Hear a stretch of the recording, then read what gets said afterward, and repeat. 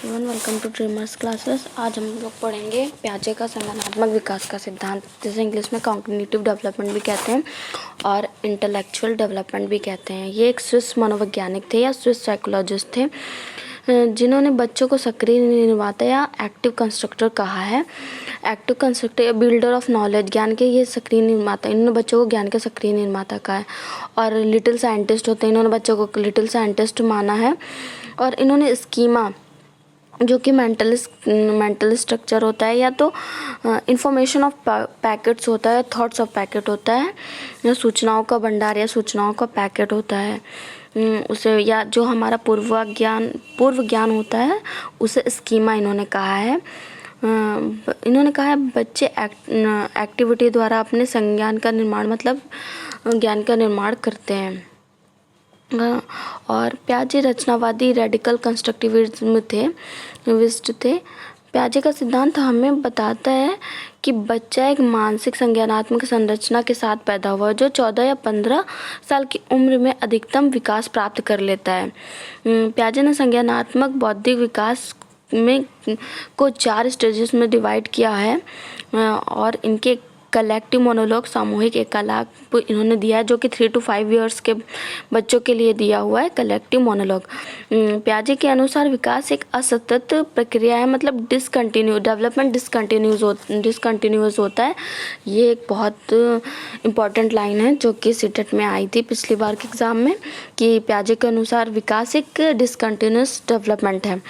और इन्होंने 4 एलिमेंट्स दिए हुए हैं, जिसे आप शॉर्ट ट्रिक्स या निमोनिक्स के बेसिस पे याद कर सकते हैं। MESE, इनके जो इन्होंने थ्योरी दी है उसमें ये 4 वर्ड यूज हुए हैं। मैचुरेशन, M से हो गया मैचुरेशन, और E से हो गया एक्सपीरियंस, परिपक्वता या हेरिडिटी या जीन्स होते हैं। E से हो गया एक्सपीरियंस, अनुभव, एक्टिविटी के द्वारा सीखते हैं बच्चे, एक्सपीरियंस होता है उन्हें एक्टिविटी के से। और S हो गया सोशल इंटरेक्शन, सामाजिक अंतःक्रिया करके बच्चे सीखते हैं। जब एनवायरनमेंट में या लोगों से, समाज से इंटरेक्ट होते हैं तब बच्चे ज़्यादा अच्छी तरह से सीखते हैं। इक्वलिज्म, जो हमारे थॉट्स होते हैं, जो हमारे पूर्व ज्ञान है, अगर हम इसमें बैलेंस बना लेते हैं, संतुलन कर लेते हैं, तो उसे इक्वलिज्म कहा गया। तो MESE इन्होंने दिया हुआ है। ये 4 वर्ड्स हो गए, एलिमेंट्स आप याद रखिएगा शॉर्ट ट्रिक के थ्रू। प्रोसेस ऑफ इक्विलिब्रेशन, मतलब संतुलन का जो प्रोसेस होता है वो बताया गया है। संतुलन में क्या होता है? एडेप्टेशन और ऑर्गेनाइजेशन। एडेप्टेशन या अनुकूलन में ही असिमिलेशन और अकोमोडेशन होता है। असिमिलेशन क्या होता है? असिमिलेशन में अगर हम हमारी पुरानी जानकारी में वैसे ही ऐड करते जा रहे हैं इन्फॉर्मेशन, यहाँ कोई अकोमोडेशन या विरोध नहीं हो रहा है, या कोई कॉन्फ्लिक्ट नहीं हो रहा, और ऐसे ही नई जानकारी में पुरानी जानकारी बिना विरोध या कॉन्फ्लिक्ट के ऐड होती जा रही, तो वो असिमिलेशन होगा। और एकोमोडेशन में हम नई जानकारी और पुरानी जानकारी में अगर कोई कॉन्फ्लिक्ट या विरोध पैदा होता है जो कि बैलेंस नहीं बना पाता, तो वहाँ एकोमोडेशन होता है। एकोमोडेशन में आप मेन याद रखेंगे कि एकोमोडेशन में मॉडिफिकेशन होता है, चेंजेबिलिटी होती है, ये समायोजन होता है। इसमें विरोध पैदा होता है, नई जानकारी को पुरानी जानकारी को हम मॉडिफाई करते हैं। और एसिमिलेशन में वैसे ही पुरानी जानकारी में नई जानकारी ऐड होती जाती है, वहाँ कोई कॉन्फ्लिक्ट या अकोमोडेट नहीं होता। और अकोमोडेशन में हम मॉडिफिकेशन करते, चेंज करते हैं, पुरानी जानकारी में नई जानकारी जोड़ते वक्त हमारे विरोध पैदा होता है, तो कॉन्फ्लिक्ट होता है, तो उसको मॉडिफाई करते हैं, चेंज करते हैं, मैनिपुलेट करते हैं। ये वर्ड अगर आ जाते हैं तो अकोमोडेशन में होगा। आगे बढ़ते हैं, ये अडेप्टेशन में ही आते हैं। असिमिलेशन और अकोमोडेशन, समावेशन या आत्मसात करना। असिमिलेशन को आत्मसात या समावेशन कहते हैं, और अकोमोडेशन को समायोजन या विरोध पैदा होता है जब हमारे जो पुरानी थॉट्स होती है, इन्फॉर्मेशन होती है, उसमें कॉन्फ्लिक्ट अगर पैदा होता है और मॉडिफाई करते हैं पुरानी जानकारी में नई जानकारी ऐड करते वक्त, तो वो अकोमोडेशन होता है। आगे बढ़ते हैं हम लोग। प्रोसेस ऑफ अडेप्टेशन, अनुकूलन की क्या प्रक्रिया होती है? ये अडेप्टेशन लिखा हुआ है, संतुलन या आत्मसात करना। अगर हम पुरानी जानकारी में नई जानकारी बिना किसी कॉन्फ्लिक्ट के ऐसे ही ऐड करते जा रहे हैं, हमारे वहाँ कोई विरोध पैदा नहीं हो रहा है या कुछ भी चेंज करने की ज़रूरत नहीं है, तो वो असिमिलेशन होगा, वहाँ कोई कॉन्फ्लिक्ट नहीं हो रहा है। और इक्विलिब्रेशन वैसे ही संतुलन बनता जा रहा है, क्योंकि वहाँ कोई कॉन्फ्लिक्ट नहीं हो रहा, तो हमारे जो थॉट्स एंड इन्फॉर्मेशन है उसमें बैलेंस अभी बराबर है, वहाँ कोई कॉन्फ्लिक्ट नहीं है। नई जानकारी, पुरानी जानकारी में नई जानकारी ऐड होती जा रही है वैसे कि वैसे, कोई मॉडिफाई नहीं कर रहे, कोई चेंज नहीं कर रहे हैं। अब न्यू सिचुएशन आती है, जैसे कि मान लीजिए एक एग्जांपल के थ्रू समझते हैं। पहले हमने एक वोडाफोन वाला आपने ऐड देखा होगा, वो एक डॉग होता है, आपने बिल्ली देखी होगी, मम्मी ने आपको बिल्ली दिखाई। अब वो वोडाफोन वाला कुत्ता बिल्ली से कंपेयर करते हैं, मतलब सिमिलैरिटीज़ दिखती हैं, और फिर मम्मी से बोलते मम्मी ये बिल्ली है, मम्मी कहती है नहीं बेटा ये वो डॉग है। तो वहाँ विरोध पैदा हो जाता है कि आप, वो 4 पैर उसके भी थे, 2 आँख थी, 1 पूँछ थी, तो आप उसको जानते थे कि वो बिल्ली है, बट वो दूसरा देखा उसके भी 4 पैर है, 1 पूँछ है, तो वहाँ विरोध पैदा हुआ कि वो डॉग है। तो वहाँ आप पुरानी जानकारी में नई जानकारी ऐड करेंगे कि वो डॉग होता है, तो वहाँ विरोध पैदा हुआ, कॉन्फ्लिक्ट हुआ, हमें मॉडिफाई किया, अपने जो पुराना स्कीमा था वहाँ चेंज करने की ज़रूरत है, उसको मॉडिफाई करने की ज़रूरत है। तो वहाँ पर हम लोग एकोमोडेशन हो जाएगा। अगर हम अपने पुराने स्कीमा में या पूर्व ज्ञान में कुछ चेंज करते हैं, मॉडिफाई करते हैं, तो एकोमोडेशन होता है। जहाँ चेंज करने की बात या मॉडिफिकेशन की बात, मैनिपुलेट करने की बात आएगी, तो आप वहाँ एकोमोडेट कर रहे हैं पुरानी जानकारी को नई जानकारी में ऐड करने के लिए, वहाँ कॉन्फ्लिक्ट पैदा हो रहा है पुरानी जानकारी और नई जानकारी के बीच। तो पुराने स्कीमा को आप मॉडिफाई करेंगे तब वो एडजस्ट हो पाएगा, वहाँ समायोजन विरोध पैदा हो जाता है। जब हम अब बढ़ते असिमिलेशन क्या होता है, देखो असिमिलेशन इजी लैंग्वेज में लिखा हुआ है, असिमिलेशन इन्फॉर्मेशन की एग्जिस्टिंग स्कीम में ऐड करना, मतलब जो एग्जिस्टिंग आपके थॉट्स हैं या जो भी इंफॉर्मेशन है उसमें बस आप ऐड करते जाते हैं, वहाँ कोई कॉन्फ्लिक्ट नहीं होता, वहाँ कोई विरोध पैदा नहीं होता, वो आप आसानी से उसको ऐड करते जाते हो अपने इंफॉर्मेशन को, एग्जिस्टिंग स्कीमा में आप ऐड करते जाते हो वैसे के वैसे। अकोमोडेशन में अपने इंफॉर्मेशन में आप एडजस्ट करते, मैनिपुलेट करते, मॉडिफाई करते हैं, चेंज करते हो, वो हो गया हमारा अकोमोडेशन।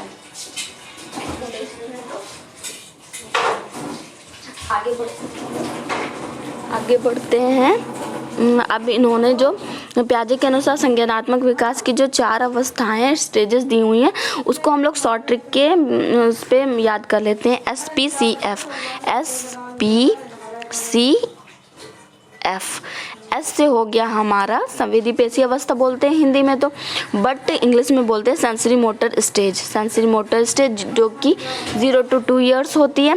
P से हो गया हमारा प्री ऑपरेशनल स्टेज, जो कि 2 to 7 years होती है, 2 से 7 वर्ष होती है प्री ऑपरेशनल स्टेज, जिसको हम हिंदी में पूर्व संक्रियात्मक अवस्था बोलते हैं, बट इसके हिंदी में काफ़ी नाम हो सकते हैं, इसलिए मैं यही आपको बोलूँगी कि आप इंग्लिश में इसको याद करो, आपके लिए ज़्यादा इजी पड़ेगा।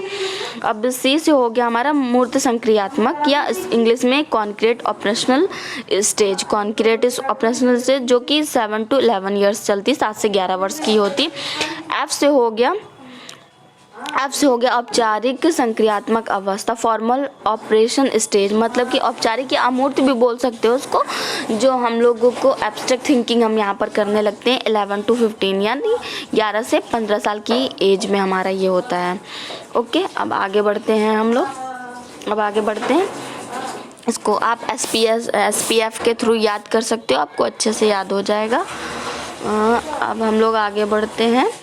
आप SPCF से याद कर लोगे तो आपको याद रहेगा। S से हो गया sensory motor stage, 0 to 2 years चलती है। P से हो गया प्री ऑपरेशनल स्टेज, जो 2 से 7 years चलती है। C से हो गया कॉन्क्रीट ऑपरेशनल स्टेज, जो 7 to 11 years चलती है। 4th स्टेज हो गई इनकी औपचारिक संक्रियात्मक, मतलब formal operational stage, 11 to 15 years चलती। अब इन्होंने सेंसरी मोटर स्टेज जो दी हुई है SPCF जो याद करिए अपने, 0 to 2 years चलती है, जो कि सेंसरी मोटर स्टेज, उसमें उसको हिंदी में बहुत सारे उसके नाम हैं, गत्यात्मक अवस्था, इंद्रिय गामक अवस्था, संवेदी पेशी अवस्था, जन्म से 2 वर्ष की आयु, इसमें वस्तु स्थायित्व आ जाता है, मतलब कि हम ऑब्जेक्ट परमानेंस आप बोलें तो ये आ जाता है कि बच्चा जानता है कि कोई चीज़ है वो हमारे सामने से गायब हुई है, बट वो है। जैसे कि मम्मी के चले जाने पर वो रोना शुरू कर देता है कि मम्मी कहीं ना कहीं है, वो रोने पर आ जाएंगी, तो ऑब्जेक्ट परमानेंस आ जाता है कि हमारे सामने से चीज़ें गायब है बट वो हैं उनके। और विलंबित अनुकरण, डिफर्ड इमिटेशन आ जाता है, हम अनुकरण करने लगते हैं। लक्ष्य निर्देशित व्यवहार, गोल ओरिएंटेड बिहेवियर, मतलब कि हम सोचते हैं कि हमारे सामने पानी है वो हम उठा सकते हैं कि उठा लेंगे, वो लक्ष्य निर्देशित एक गोल डायरेक्टेड बिहेवियर करने लगते हैं। बच्चों की इन्होंने बोला है कि बच्चे की इंद्रियां ही शिक्षक होती है। इस अवस्था में सेंसेस से काम करता है, मतलब इंद्रियों से सीखता है बच्चा, इसी में अपने हाथों, आँखों के द्वारा, हाथों से। तो इंद्रिय अवस्था होती है, सेंसरी मोटर स्टेज बोलते हैं, इसीलिए सेंसेस के थ्रू काम करता है। जो 5 सेंसेस होते हैं हमारे, आँख, नाक, कान, जीभ, त्वचा, वही छूकर, जैसे कि आपने एक एग्जांपल के थ्रू, जैसे कि बच्चा जो होता है आँख को छू लेता है, वो समझ जाता है कि यहाँ खतरा है, अब नहीं छूना है, तो वो हम सेंसेस के थ्रू सीखते हैं। इस अवस्था में बच्चा हाथों व आँखों से सोचता है, अर्थात अपनी इंद्रियों से दुनिया की समझ विकसित करता है। थिंक विद आइज, मतलब वही आँखों और हाथों से, कानों से सुनता है, आँखों से सोचता है, वही हो जाता है। आगे बढ़ते हैं हम लोग। अब हमारी सेकेंड स्टेज आती है जो कि प्री ऑपरेशनल स्टेज होती है, 2 से 7 वर्ष की होती है। इसको हिंदी में पूर्व संक्रियात्मक अवस्था बोलते हैं। यहाँ लैक्स होते हैं मेनली, जो ज़्यादातर हम वो होते हैं लैक्स लॉजिक, मतलब तर्क शक्ति में कमी होती है, लॉजिक नहीं, लॉजिकल हम नहीं सोच सकते। लैक रिवर्सिबिलिटी, मतलब कि हमारे अंदर ये नहीं होता, इतनी समझ नहीं आ पाती 2 से 7 वर्ष की एज में या इस अवस्था में, प्री ऑपरेशनल स्टेज में, कि पानी बर्फ़ बन जाता है या बर्फ़ पानी हो जाता है, ये ना समझ होते हैं। समझ लीजिए लैक्स रिवर्सिबिलिटी, कि बर्फ़ ही पानी बन गया और अब पानी बर्फ़ बन जाएगा, तो रिवर्सिबल नहीं सोच पाते, तो इस थॉट की कमी होती है, लैक्स होता है।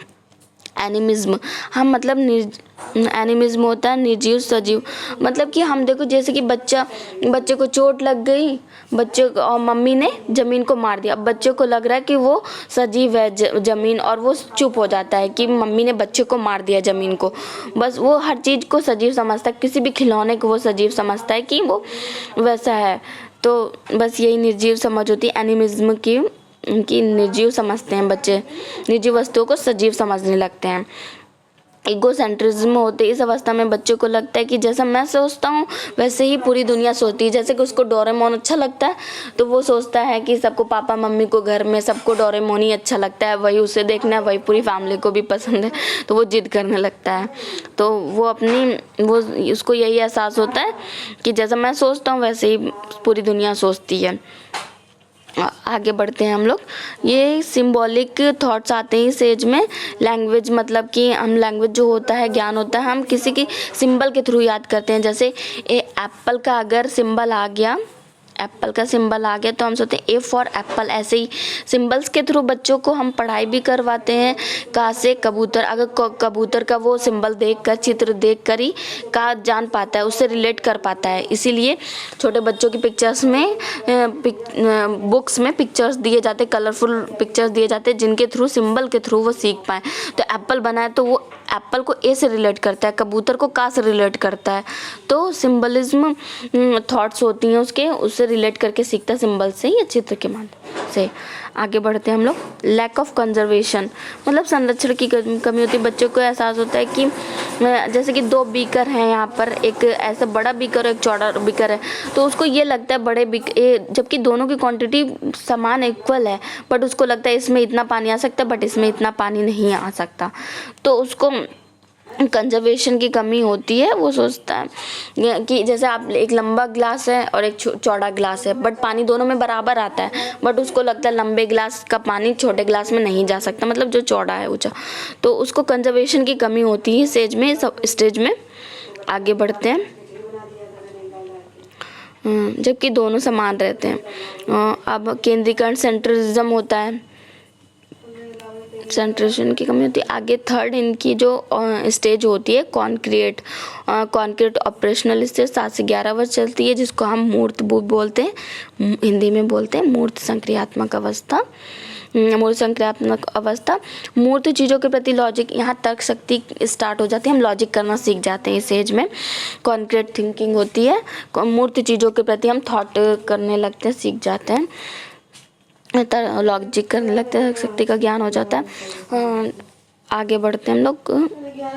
वस्तुओं का वर्गीकरण करने लगता है, मतलब रेक्टेंगल को रेक्टेंगल में रखता है, क्लासिफिकेशन कर जाता है, ट्रायंगल को ट्रायंगल में रख जाएगा, सर्कल को सर्कल में ऐड करता है, तो क्लासिफिकेशन आ जाता है इस एज में। बच्चा कलर को कलर में ऐड करता है, शेप को शेप के साइज में, कि ये इतना बड़ा है तो इसके, तो उसके अंदर इस एज में क्लासिफिकेशन आ जाता है। और रिवर्सिबिलिटी का ज्ञान हो जाता है, मतलब कि रिवर्सिबिलिटी मतलब आप सोचो कि हाँ, रिवर्सिबिलिटी का मतलब होता है बच्चा इसमें ये समझ जाता है कि कोई भी चीज़ हम मतलब वो नहीं कर सकते।